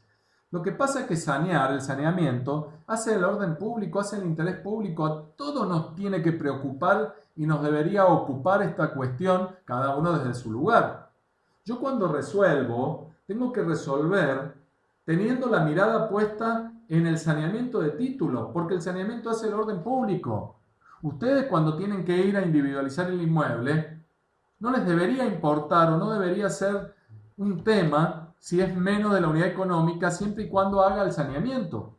Fíjense ustedes que nosotros tenemos una ley de subdivisión de inmuebles rurales que reglamentó el artículo 2326, que hoy sería el 228 del Código Civil y Comercial, que en el artículo primero establece: ningún acto de disposición que implique la subdivisión actual o futura de inmuebles rurales en jurisdicción provincial podrá ser válidamente otorgado si como consecuencia del mismo se establecen parcelas o remanentes cuya superficie no constituyen unidades económicas agrarias. Pero fíjense qué dice después la norma: la prohibición precedente no regirá. Esto que acabo de leer no va a regir. Son 1, 2, 3, 4, 5 incisos. En el inciso D me dice: cuando los fraccionamientos tengan por fin el saneamiento de los títulos a la propiedad. Y claro, Entonces, en una usucapión, dicho esto, en estos términos, nada tendría que observar el juez con respecto a la unidad económica a la hora de la individualización del inmueble en este juicio de usucapión. Entonces, todo esto nos tiene que llevar a pensar sin duda alguna que podríamos decir tranquilamente que la unidad económica no es equiparable a la superficie poseída y que el registro de la propiedad podría inscribir una superficie rural por debajo de la unidad económica siempre que sea en el marco del saneamiento de títulos. Entonces, el agrimensor no tendría que estar con este tema si es en el marco del saneamiento de títulos.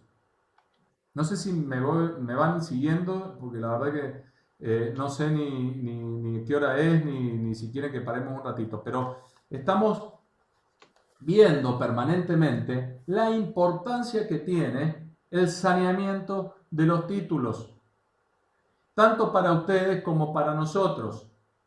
Y que incluso estas normas locales, que cada uno tiene su norma local, si es a los fines de lograr el saneamiento de los títulos, no podría ser un impedimento para realizar primero la mensura y luego el juez ordenar que sea adquirido por usucapión y la correspondiente inscripción en el registro de la propiedad, y el registro no podría abstenerse de inscribir porque viene y dice, estoy leyendo la sentencia y acá el juez no advirtió que el inmueble que supuestamente adquirió el fulano está por debajo de la unidad económica, sea agraria o lo que sea.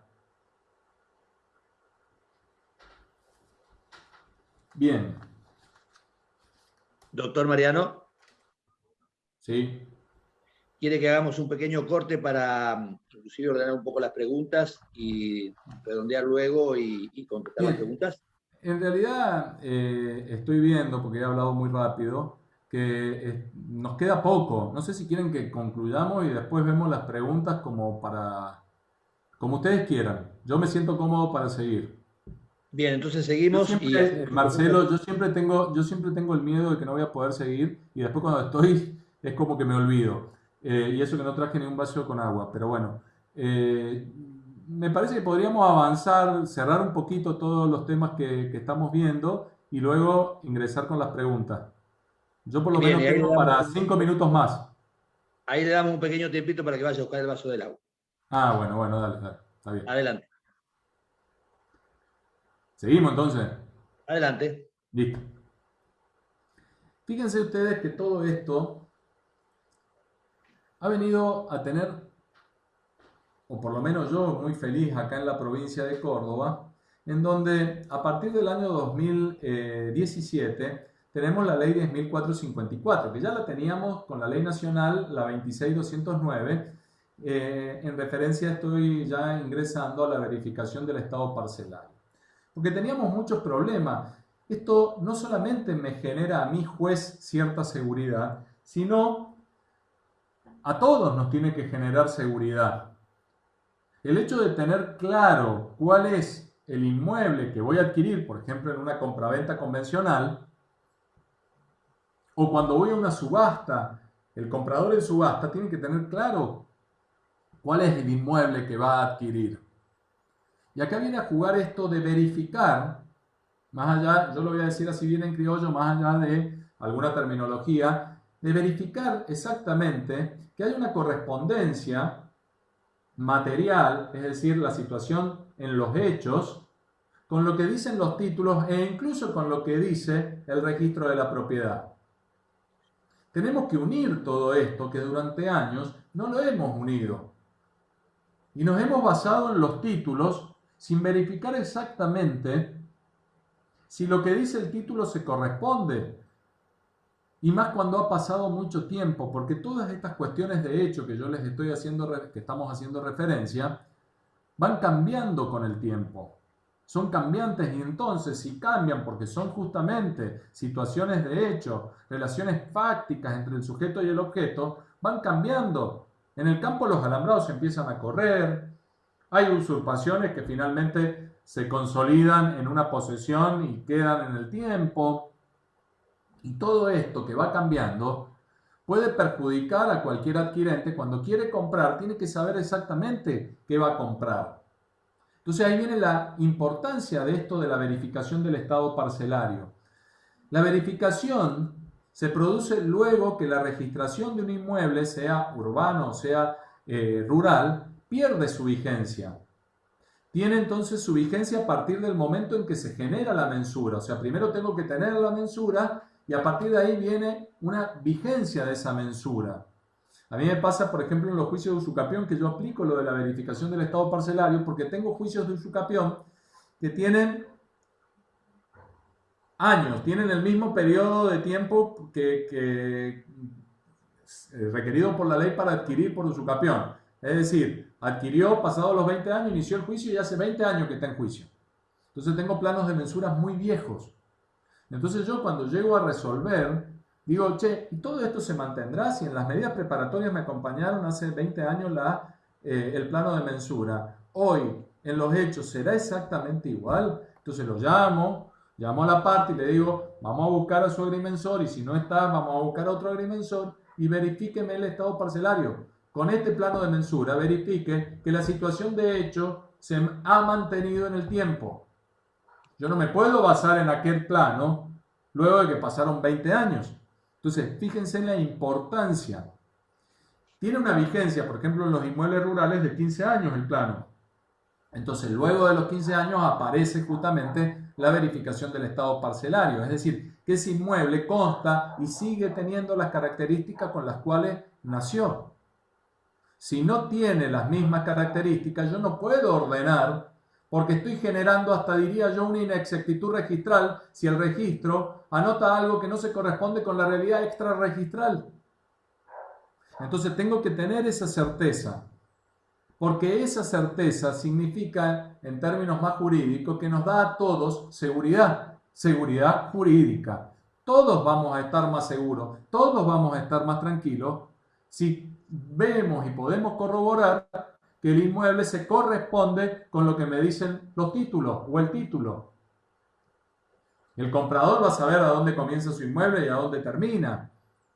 Y va a tener claridad. A veces el mismo vendedor se da cuenta de que lo han desposeído de una porción, porque a veces ni se dan cuenta en inmuebles rurales extensos, tienen un plano y luego viene el agrimensor y le dice, mire, su plano ya no se corresponde con lo que dice, o sea, la situación en los hechos no se corresponde con lo que dice el plano, no tiene las mismas características, no tiene las mismas medidas, indudablemente alguien le sacó parte de su inmueble. Y esto es muy necesario a la hora de vender un inmueble, a la hora del juez decidir en un juicio de usucapión, por ejemplo, tener esa certeza, porque lo que diga el juez en ese instrumento público judicial, la sentencia, es lo que va a estar luego oponible para todos en el registro de la propiedad. Entonces fíjense en qué importante que es esto de tener claramente individualizado el inmueble. Entonces los agrimensores son los que aportan esa seguridad jurídica porque no hay otro profesional indudablemente que no son ni los escribanos, ni nosotros los jueces, los escribanos cuando hacen las transferencias, solo el profesional de la agrimensura es el que va a poder llegar al terreno y verificar esta circunstancia. Bien.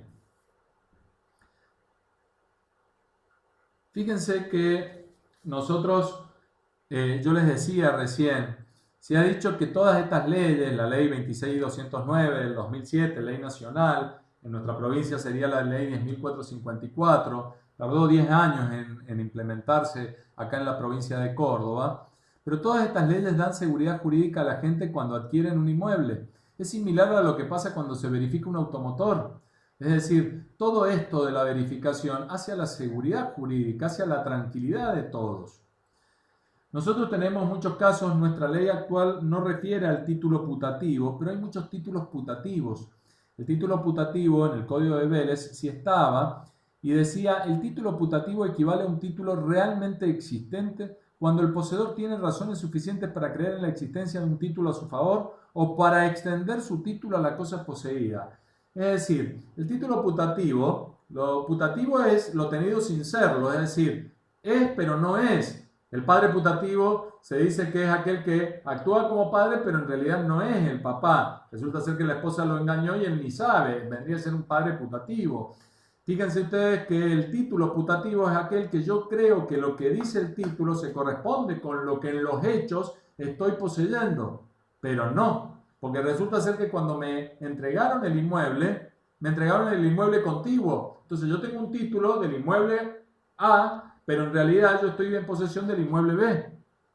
Y con una verificación del estado parcelario, si ya tengo un plano de mensura, tranquilamente podría dar con esta situación y sanear luego esta situación. Cuando yo era abogado litigante, me tocó un caso en donde viene el cliente, se siente y me dice, doctor, tengo un problema.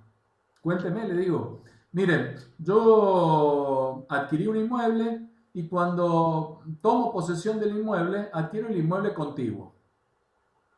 Y como veía abandonado el otro inmueble, ¿sí? El inmueble A lo veía abandonado, que era en definitiva mío, lo alambré. Y ese es el patio de mi casa. ¿Hace cuánto? Hace como 30 años de esto. Entonces le digo, ¿qué problema tiene? El inmueble que alambró usted pensando que estaba, de alguna manera empezó usurpando y luego ya se consolidó una posesión y pasado el tiempo una posesión legítima y adquirió el derecho por prescripción adquisitiva, es el inmueble que usted creía que estaba haciendo todo eso, pero es el inmueble que usted tiene en la escritura. Donde usted, en definitiva, adquirió por prescripción adquisitiva es en su casa. Es en el inmueble donde usted hizo su casa. Entonces usted no tiene ningún problema. El patio de su casa tiene título. Y su casa es la que tiene que ir con un agrimensor. Pero lo vamos a verificar y vamos a buscar el agrimensor para que nos diga esto. No, es que yo ya fui, ya me dijeron, por eso sé. Lo que tiene el señor es con respecto al inmueble donde está su casa, ¿sí? Un título putativo. Porque en realidad el título se corresponde con el patio de su casa. Y a la inversa tiene un título perfecto. En definitiva, podía adquirir por prescripción el inmueble donde había hecho su casa y el otro ya lo tenía con título. Pero fíjense que esto puede pasar tranquilamente y puede suceder que yo no esté totalmente en el inmueble que me dice el título y esa inconsistencia o esa no correspondencia, ¿quién me la puede determinar? El agrimensor, o con un plano de mensura original, y si ya hay plano de mensura, con la verificación del estado parcelario.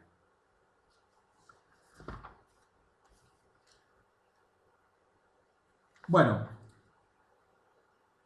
después quería avanzar un poquito más con otras acciones, con la acción de deslinde, pero me parece que con esta exposición ha quedado bastante. Quería contarles, por ejemplo, nosotros en la provincia hoy se está tratando de implementar en su totalidad todo lo que hace a la verificación del estado parcelario. Nosotros hoy la implementamos en lo que hace al juicio de usucapión, la implementamos también en lo que hace a la subasta judicial, se está implementando en los inmuebles rurales, pero la ley obviamente que determina, así como lo hace la ley nacional, que tiene que implementarse para todos los inmuebles, sean rurales o sean urbanos. El Colegio de Agrimensores de nuestra provincia está trabajando fervientemente para que se comience a implementar.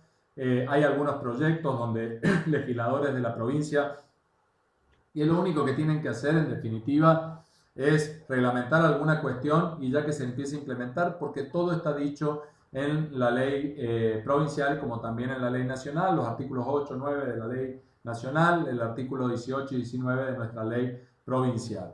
Nosotros sí tenemos una cuestión que yo siempre digo en la subasta. En la subasta, la ley provincial nos dice que con posterioridad a la subasta pone en cabeza del adquirente por subasta la obligación de tener que hacer la verificación del estado parcelario. Yo no comparto esta posición, hablando con algunos profesionales de la agrimensura tampoco comparten esta posición y entienden, o esto que dice la ley, y entienden que debería modificarse esta cuestión y que en realidad la verificación del estado parcelario se tiene que realizar antes de la subasta, para que el comprador en subasta ya conozca esta circunstancia y ya conozca efectivamente qué inmueble está adquiriendo y si se corresponde con los títulos que tiene el inmueble. Entonces, hacerlo con posterioridad se corre el riesgo justamente de que el agrimensor diga, no, cuando contrate el adquirente diga, no, mire, usted compró, en realidad dice que compró esto, pero no compró esto porque haciendo la verificación del estado parcelario no se corresponde con lo que dicen los títulos. Entonces, yo considero, independientemente de lo que dice la norma, por una cuestión de, y haciendo una interpretación de la normativa correcta, lo que hago es exigir la verificación del estado parcelario, estoy hablando de los inmuebles rurales, antes de la subasta y no ponerlo en cabeza del adquirente en subasta para que realice la verificación del estado parcelario con posterioridad ya a la compra. Es decir, si estoy hablando de seguridad jurídica, le tengo que dar esa seguridad al comprador en subasta y al registro, por supuesto, que es el que después va a ser oponible a esta circunstancia. Marcelo. Bien, estaríamos concluyendo, doctor. Si le parece, nos tomamos 3 minutos para ordenar las preguntas, que quien no la haya hecho la pueda hacer directamente al chat de Zoom y quien luego las pueda seguir haciendo, le vamos a dar un correo, que es el correo del doctor, que es profesorpecisapalmes, todo junto, @gmail.com. De modo que hacemos un breve corte, tal cual como si fuera un break cuando lo hacemos en forma real, presencial, y en 3, 4, 5 minutos nomás volvemos, el profesor busca su vaso de agua y respondemos las preguntas que ustedes hacen al chat.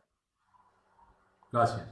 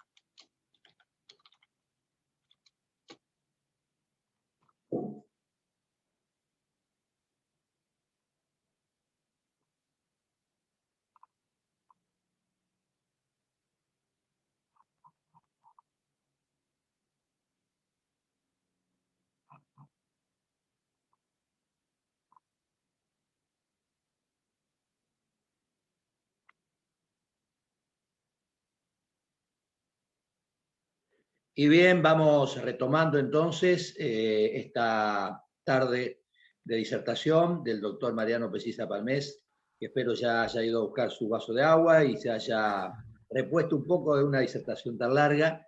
Vamos a hacer, como habíamos dicho, solamente 5 preguntas. Las demás van a quedar, porque las que entren al chat obviamente quedan allí, se las vamos a derivar al doctor.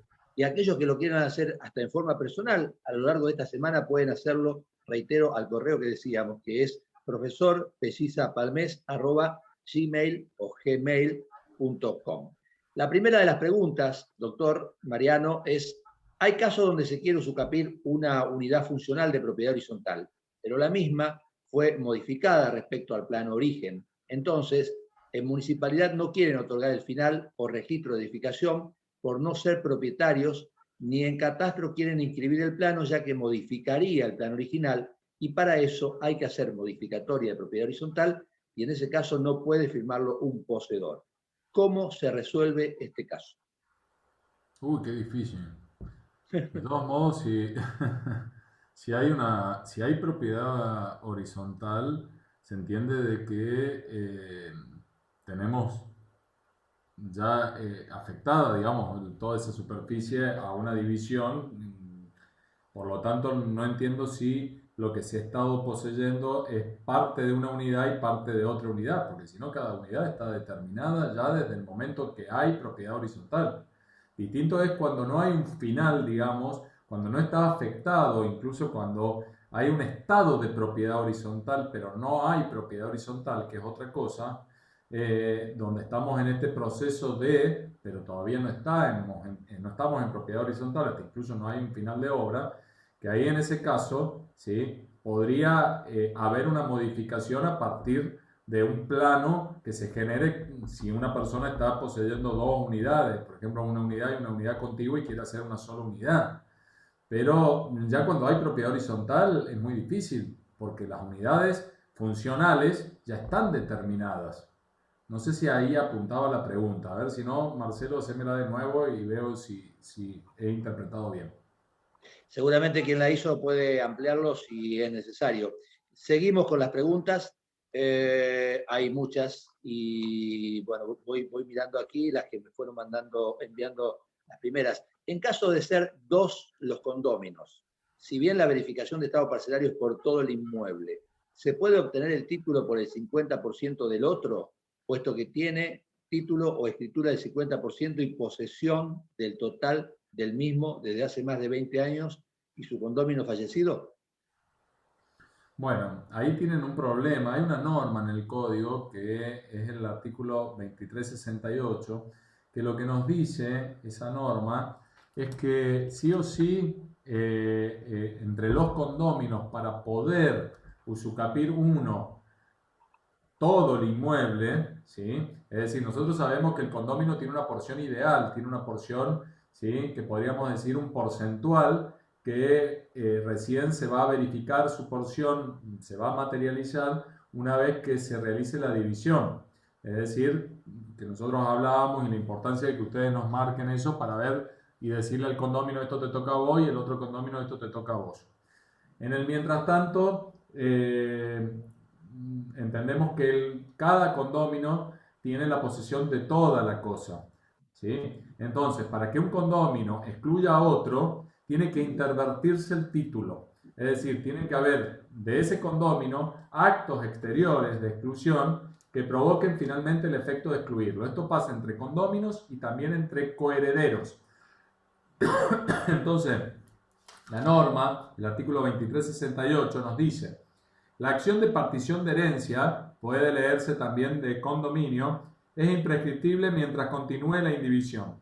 Pero hay prescripción adquisitiva, que es el caso que me está diciendo, preguntando acá el alumno, de prescripción adquisitiva larga de los bienes individuales, si la indivisión ha cesado de hecho porque alguno de los copartícipes, le hace condóminos, ha intervertido su título poseyéndolos como único propietario durante el lapso que establece la ley.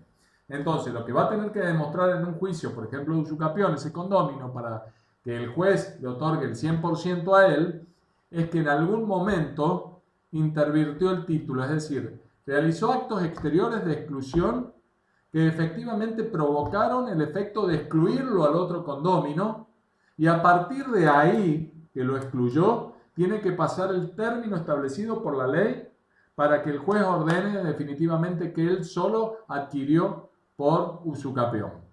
Esa sería la forma.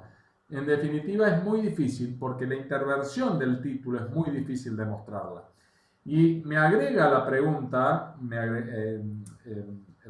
quien pregunta, dice, y a su vez el condómino, uno está fallecido.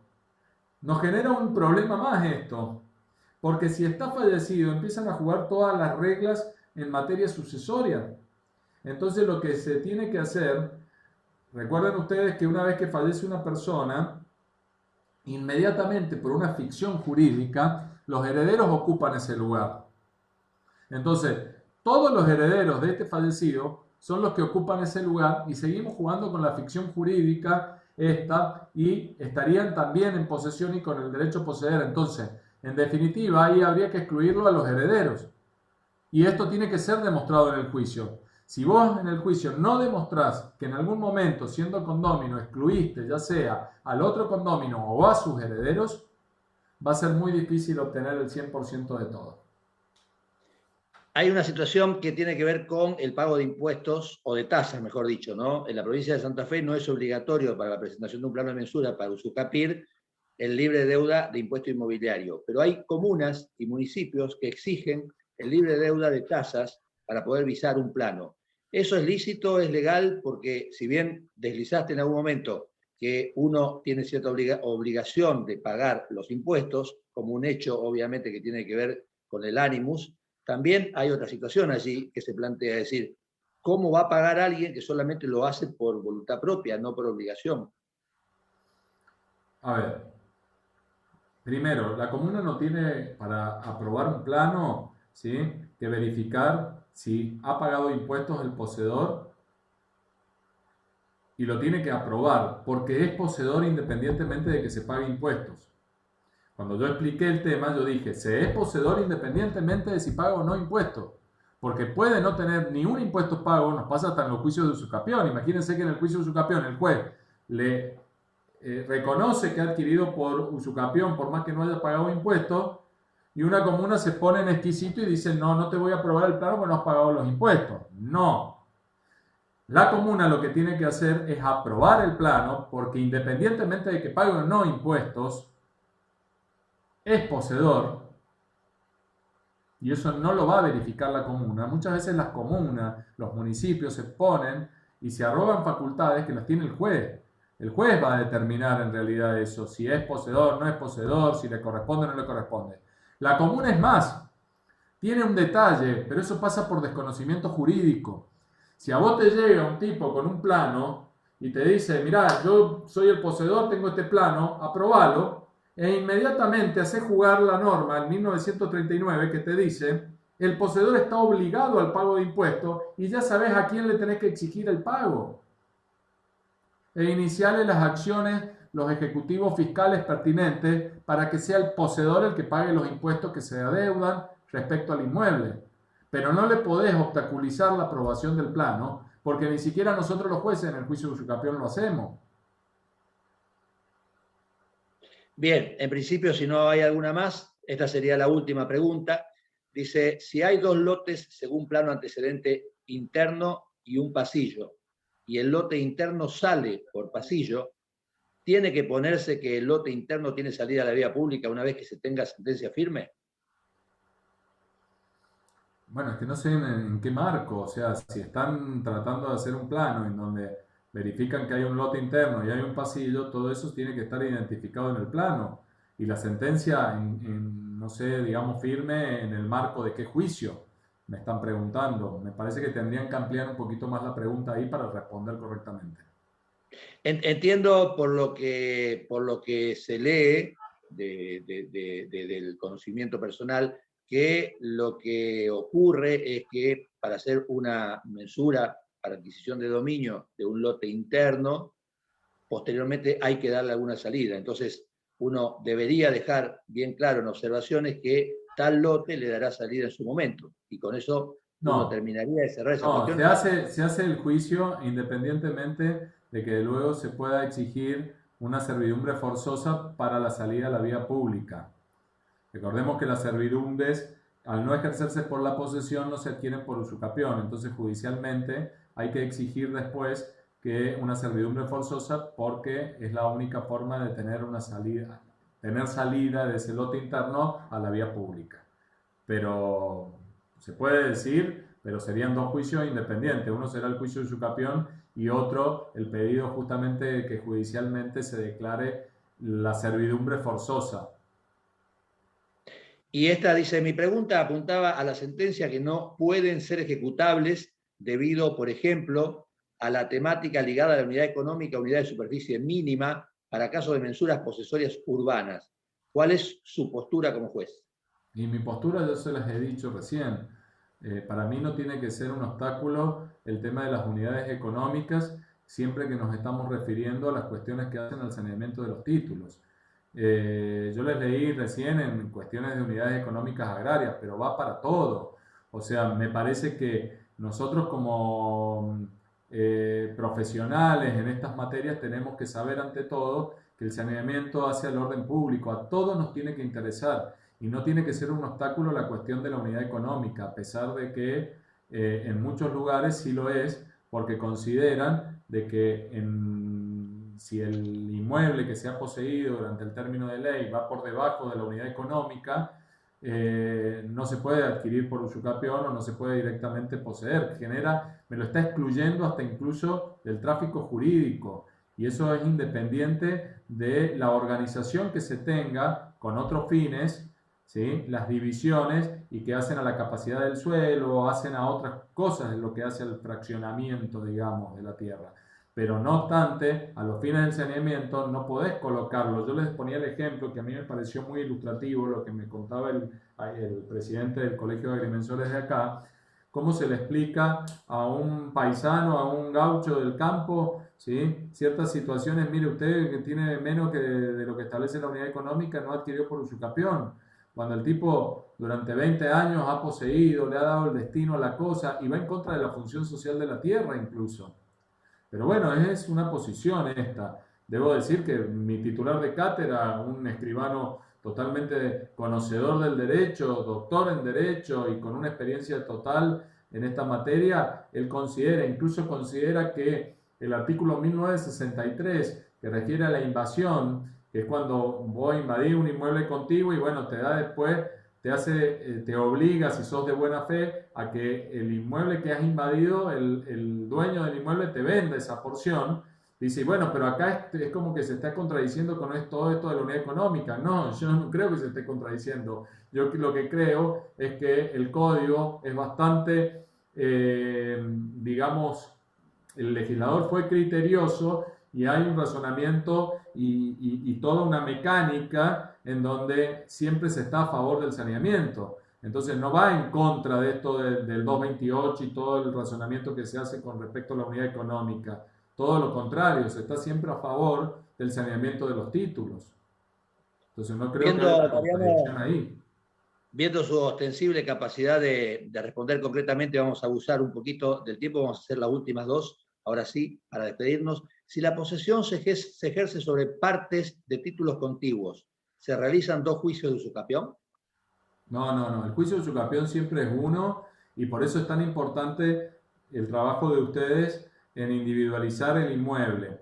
A veces vos tenés, cuando ustedes hacen el plano de mensura, pueden verificar que a veces afecta un solo dominio, a veces afecta parte de un dominio y parte de otro, o afecta parte de uno, parte de otro y parte de otro, afecta tres, porque es como que está generando una nueva superficie que no es la que tenés en el registro de la propiedad, ¿sí? Y vas a generar una nueva matrícula. Si es todo, bueno, no, listo. Si es el mismo, una superficie idéntica a la que está en el registro de la propiedad, y bueno, afecta a ese dominio y es el mismo dominio.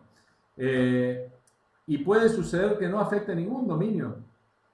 Puede suceder que, y yo les decía, en un juicio de usucapión vas a tener que citar al Estado, pero respondiendo a la pregunta, no vas a tener que hacer un solo juicio por esa esa superficie y vas a hacer un solo plano de mensura en donde va a decir afecta a este dominio, afecta a este dominio y afecta a este dominio.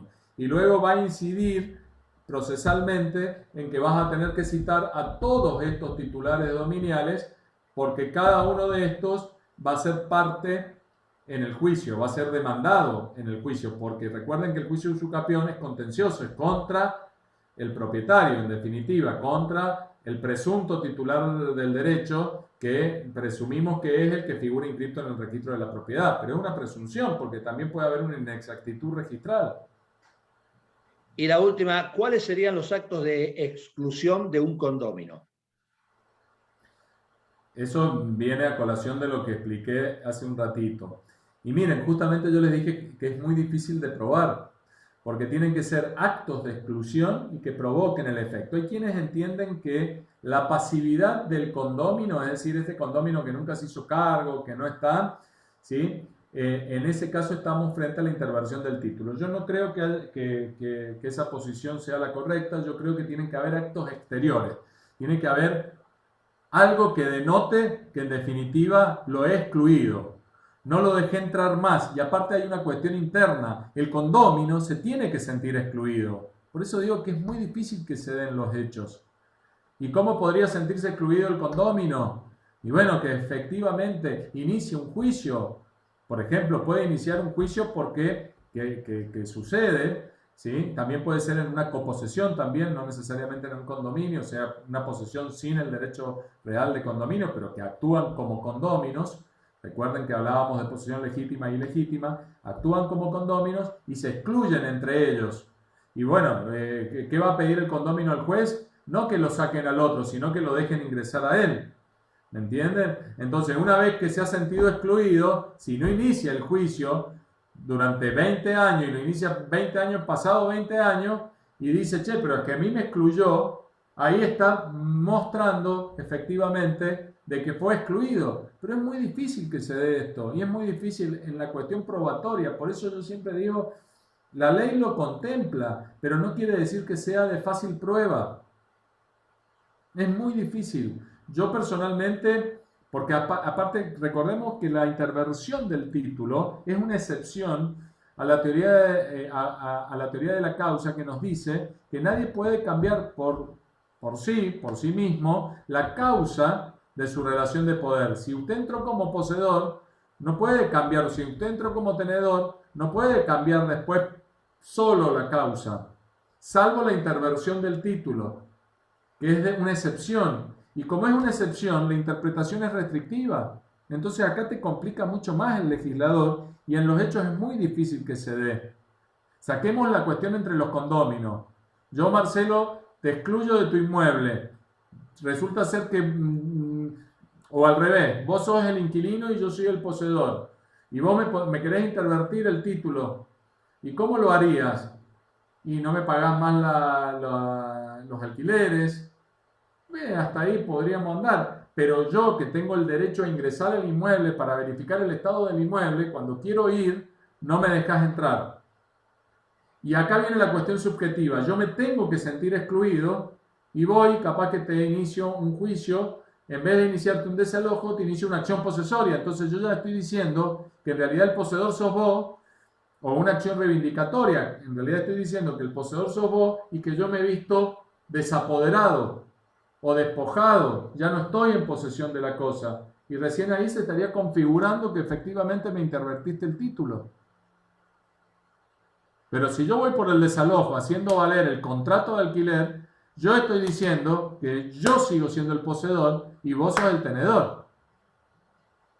Entonces, repito, también hay una cuestión del otro lado, cómo se siente el condómino. ¿Efectivamente se siente excluido o no?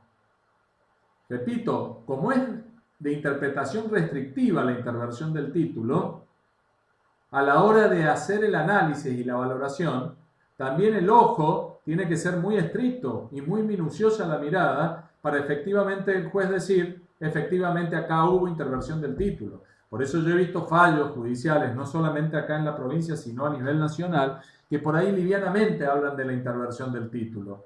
Y en realidad, o que se configuró la interversión del título, en realidad es muy difícil de probar la interversión del título. Y es muy difícil que se den los hechos. Bien, le comentamos a los presentes que no hace falta reinscribirse para la segunda parte o el segundo módulo de esta disertación, actos posesorios, para el próximo jueves a la hora 18. Con la misma inscripción que hicieron para esta vez, sirve para la próxima. Además, contarles que aquellos que tengan alguna pregunta más para hacerle al doctor lo pueden hacer a través de su correo, profesorpellisapalmes@gmail.com, y cuando nos volvamos a encontrar el próximo jueves vamos a estar charlando de procedimientos administrativos y posesión, petición administrativa, ley de regularización dominial, ley Pierri, ley de saneamiento de títulos y registro personal de poseedores. Le voy a pedir ahora al presidente del Colegio de Profesionales de la Agrimensura de la Segunda Circunscripción, ingeniero Felipe Rodríguez, que despida al disertante. Mariano, doctor Pelliza, realmente una clase magistral. Te agradezco en nombre del colegio, del Instituto de Formación Continua nuevamente por brindarnos esta capacitación, esta charla, y sobre todo poner en valor la percepción que tenés, si me permitís tutearte, Sí, sobre la agrimensura. Realmente es algo que valoro mucho, que creo que estoy hablando en nombre de todos los presentes, más de 100 disertantes, 100 oyentes tuvimos hoy en la clase, y has hecho alegoría a nuestra profesión de una manera particularmente muy precisa, y que realmente lo quiero poner en valor. Así que te agradezco en nombre mío y de todos los presentes. Espero que haya sido de tu agrado, porque lo fue de nuestra parte, y nos encontramos entonces la semana que viene. Bueno, muchas gracias, Felipe, muchas gracias a todos. Espero que haya sido de utilidad todo lo que hablamos, y realmente sí considero todo lo que dije porque lo he vivido tanto como abogado, litigante, también en mi función pública en el Ministerio de Justicia y Derechos Humanos en el área de saneamiento de títulos, donde he tenido mucho contacto con los agrimensores, con Catastro de la provincia, con el Colegio de Agrimensores, con la presidencia actual del Colegio de Agrimensores, y hablamos de estos temas y nos entendemos tanto porque creo que la problemática que tenemos, sobre todo en nuestra provincia, en materia de saneamiento de títulos y regularización dominial es grande, y necesitamos un trabajo interdisciplinario. Nosotros, la gente del derecho, con ustedes, y valoramos mucho, y yo ahora desde el otro lugar, desde el lado de juez, valoro mucho cuando un agrimensor me va a ver o cuando yo lo llamo y le pido que me explique, y entender estos temas y entender la importancia, ustedes entendernos a nosotros y nosotros entender la importancia que tiene el trabajo de ustedes. Así que para mí siempre es un gusto hablar con agrimensores y estar en los colegios y que me convoquen. Para mí es un orgullo, realmente me siento muy halagado. Así que muchas gracias y espero haber sido de utilidad. Nos volveremos a ver la semana que viene. Gracias, doctor Mariano Pelliza Palmés, y a todos los concurrentes a esta disertación. Será hasta el próximo jueves a la hora 18. Reitero, no hace falta volverse a inscribir a quienes ya están inscritos, a quienes no lo hayan hecho, obviamente lo van a tener que hacer a través del Colegio Profesional de la Agrimensura. Y en nombre del Instituto de Formación Continua y del Colegio de Rosario le decimos gracias por haber estado, gracias por el incentivo que significa capacitarnos en estos tiempos, y será hasta el jueves. Gracias. Nos vemos. Hasta luego.